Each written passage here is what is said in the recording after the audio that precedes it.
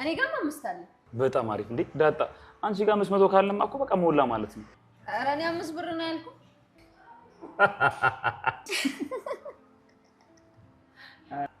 ኧረ አንቺ ምን አይነት ሰው ነች ደግሞ ሞላ ማለት ይጂ ደግሞ እንዴ ደህና ነገር እንዴት 5 ብር ያለሽ እንዴት ነው ወይ ዳጣ ለማንኛውም በቃ ሂሳቡን እንጠይቅና ከጎደለ ደግሞ ትራንስፈር እናደርጋለን አይሻል ወይ ዳጣ 5000 አለ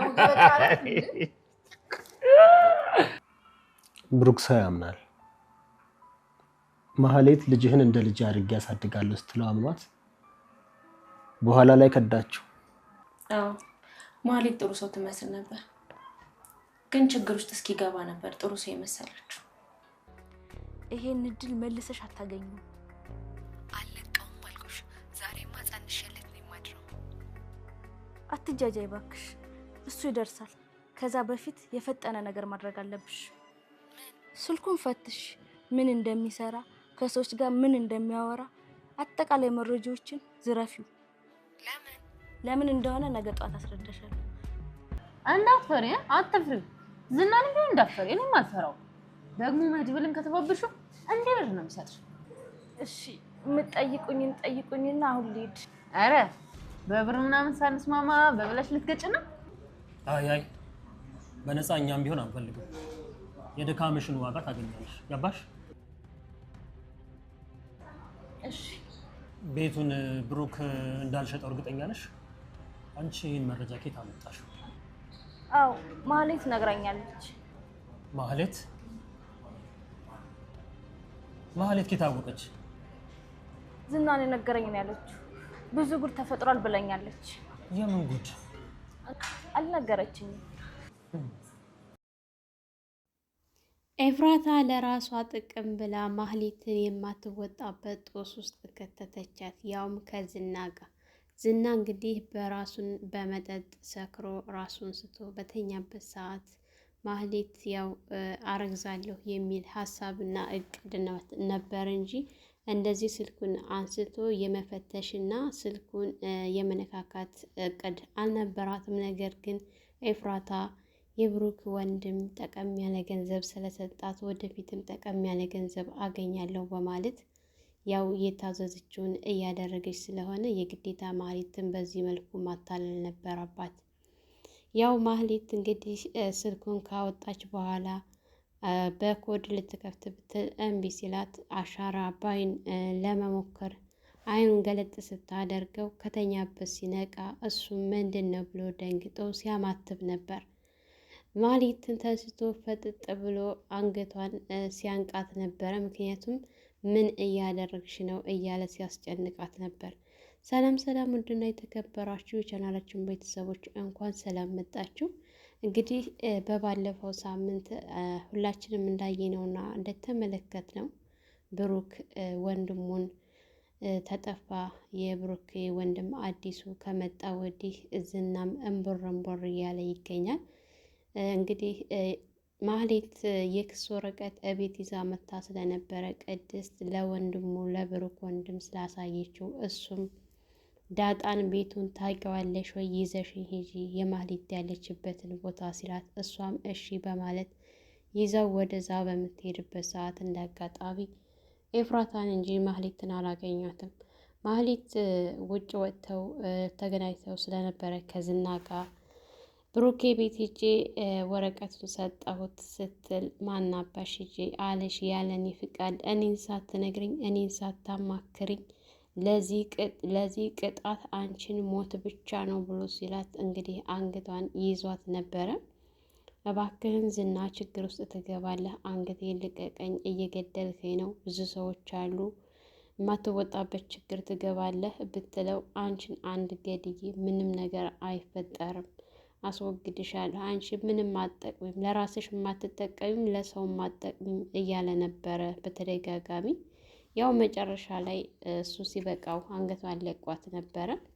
እንግዲህ ኤፍራታ እነ ዳጣ ከወሰዷት በኋላ አይዞሽ አትፍሪ፣ አንቺ ምንም ነገር አይደርስብሽም፣ ብቻ ማህሌትንም ቢሆን እኛ ምንም ነገር አናደርስባትም፣ ግን ዝና ምንድን ነው የሚሰራው ስለሱ የምታውቀው ነገር ካላት ማህሌትን እሷን እየጠየቅሽ አንቺ ደግሞ መረጃ ለእኛ እንድትሰጭን ብቻ ነው። ለአሁኑ ጠቀም ያለ ደጎስ ያለ ገንዘብ እንሰጥሻለን። እንደ ስራሽ ደግሞ እየታየ ይጨመርልሻል። በዚህ ብቻ የሚያበቃኝ ነገር አይደለም ብሎ ሲላት እንዴት ለመናችሁ ስትል አትፍሪ፣ ምንም የሚያስፈራ ነገር የለም። ይኸው ዳጣም አለች አትፍሪ እያለች ነው። እኔም ከጎንሽ ነኝ፣ ምንም አይነት ችግር አይደርስብሽም። ሲጀመር ዝናን ለምን ትፈሪዋለሽ ሲላት እኔ እሱ ሰውዬ በጣም ይከብደኛል፣ በጣም ያስፈራኛል ስትል እሱም ሰው ነው አንቺም ሰው ነሽ፣ ሰው ልትፈሪ አይገባም በማለት እንግዲህ ምንም አይነት ችግር እንደማይደርስባት እና ከዚህ ካለችበት ህይወት እንድትወጣ ሲነግራት ነበረ። ምክንያቱም አሁን የሰው እጅ እየከጀለች እና ጥገኛ ሆና በሰው ትንሽ ቤት ውስጥ መኖር አይሰለችሽም እንዴ? አንቺ ጠቀም ያለ ገንዘብ ማግኘት አትፈልግም እንዴ?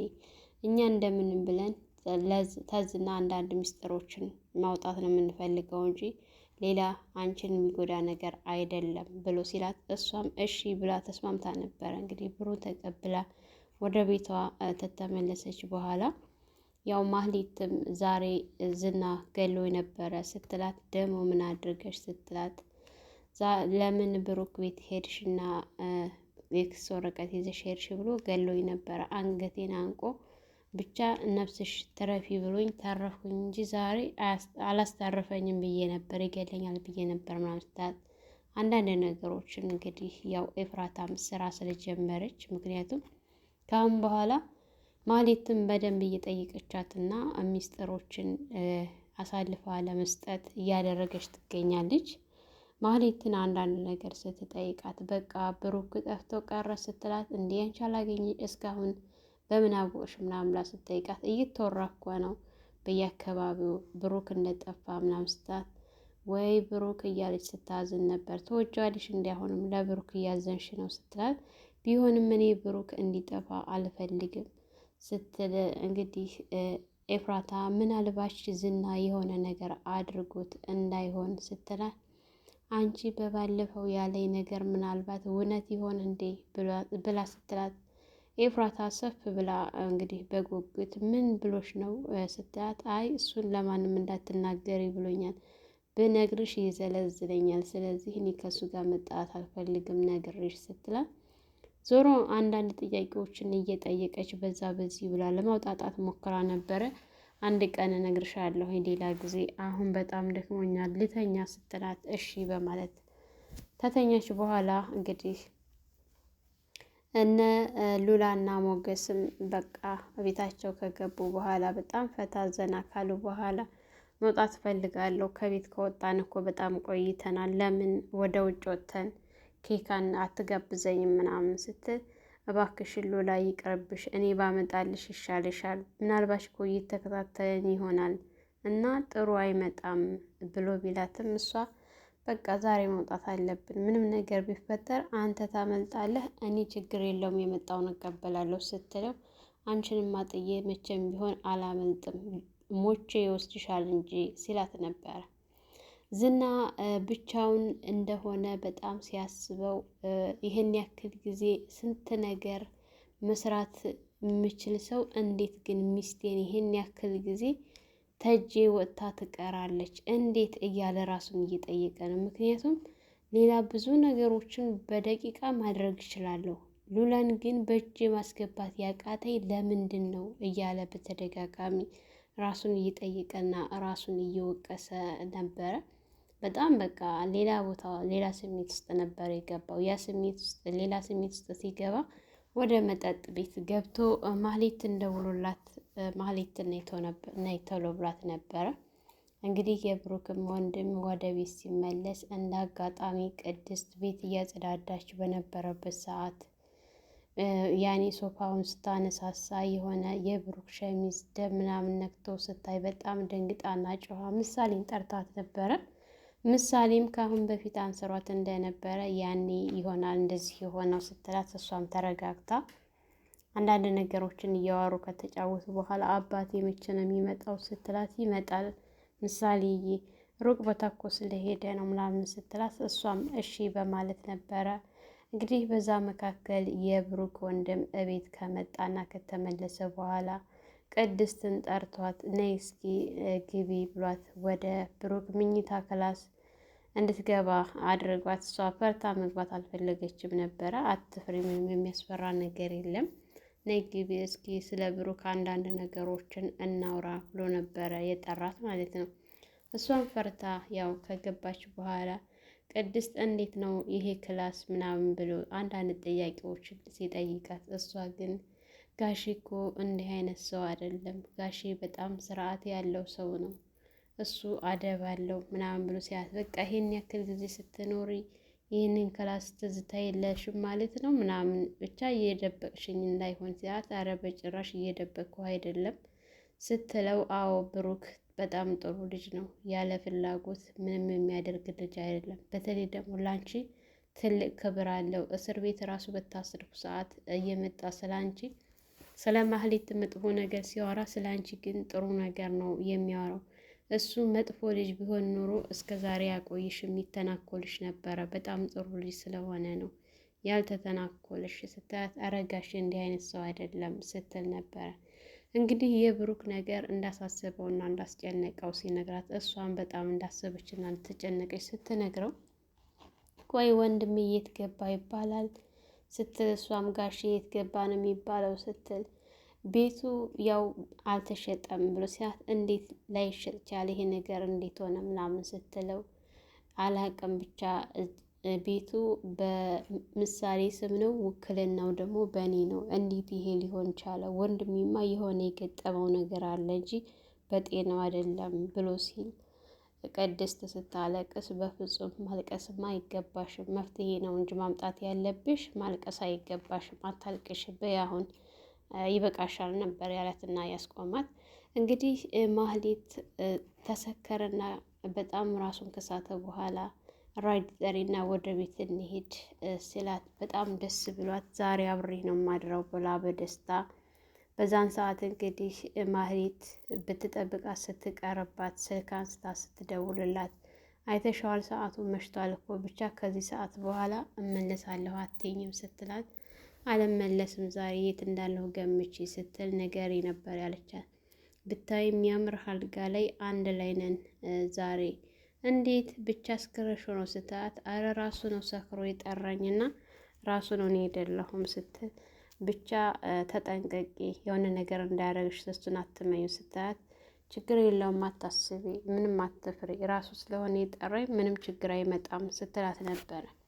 እንግዲህ ኤፍራታ የታዘዘችው ነገር ስላለ ያንን ነገር ለማመቻቸት ዝና ተኝቷል ወይ ስትላት፣ አዎ ተኝቷል፣ ምንድን ነው ስትላት፣ እንዳትለቂው ስትላት፣ ዛሬማ አልለቀውም ጠንሼ ነው የምመለሰው፣ ሳላረግዝ አልመለስም ስትላት፣ እሱን አይደለም እሱ ይደርሳል፣ ይልቁንስ ዝና ምን እንደሚሰራ ምን እንደሚያደርግ ስልኩን አንሽና ፈትሺ ስትላት፣ እንዴት ለምን ስትል፣ እኔ እሱን አሁን ላስረዳሽ አልችልም፣ ብቻ ነገርኩሽ፣ ይህን እድል መልሰሽ ላታገኘው ትችያለሽ እና ዝና ምን እንደሚሰራ ማወቅ የግዴታ አለብሽ።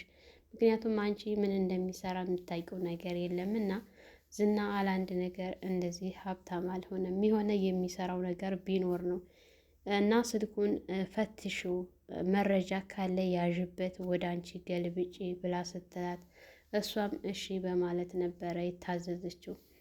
አዎ ይህንን ሲጀመር እኔ ላንቺ ልነግርሽ አልችልም ታውቂያለሽ ስትላት፣ አዎ በማለት እንግዲህ ዝና ኪሱ ባደረገበት ሰዓት ስልኩን እንደምንም ብላ አውጥታ ልትከፍት ስትሞክር ኮዱን አላወቀችውም። ምናልባች በአይኑ አሻራ እንደሆነ ብላ ቀስ ብላ እሱ እየተፈራገጠ ስለነበረ እንደምንም ብላ አይኑን ገለጥ አድርጋ በአሻራው ልትከፍት ስትል ዝና ነቅቶ በጣም ደንግጦ እንግዲህ ምንድን ነው ብሎ ተደናግጦ ሲያየት ነበረ ፍጥጥ ብሎ። እሷም እንደዛው ደንግጣ፣ ምክንያቱም ዝና ይህን ነገር ካወቀ ምን እንደሚያደርጋት ጠንቅቃ ታውቃለች ማለት ነው። ከዚህ በፊት ደግሞ እንዲህ አይነት መዝረክረክና እንዲህ አይነት ስራ ድጋሚ እንዳትደግም ነግሯታል። እሷም ተስማምታ እሺ ብላ ነበረ። ያው እንግዲህ ኤፍራታ ለራሷ ጥቅም ብላ እሷን ችግር ውስጥ አስገብታታለች። ዝና ቀስ ብሎ ታያት በኋላ ከተረጋጋ በኋላ አንደኛ ክላስ ውስጥ ምን ትሰሪያለሽ ነው፣ ሁለተኛ ነገር ደግሞ ስልክ ምን እያደረገች ነው የሚለው ነገር ጥያቄ ስለሆነበት ምን እየሰራሽ ነው ሲላት ደንግጣ ምንም አይነት መልስ አልመለሰችለትም ነበረ። ሰላም ሰላም፣ ውድና የተከበራችሁ የቻናላችን ቤተሰቦች እንኳን ሰላም መጣችሁ። ላይክ፣ ሸር፣ ሰብስክራይብ በማድረግ ቤተሰብ እንድትሆኑ እያልኩኝ ለዛሬ የነበረን ይህን ይመስል ነበረ። በሌላ ቪዲዮ ተመልሼ እስከምመጣ ለልጅ ሙቤ አዲስ የሆናችሁ የደውል ምልክቱን በማጥቆር ቤተሰብ እንድትሆኑ እያልኩኝ ለዛሬ ይህን ይመስል ነበር። መልካም ቆይታ ይሆንላችሁ።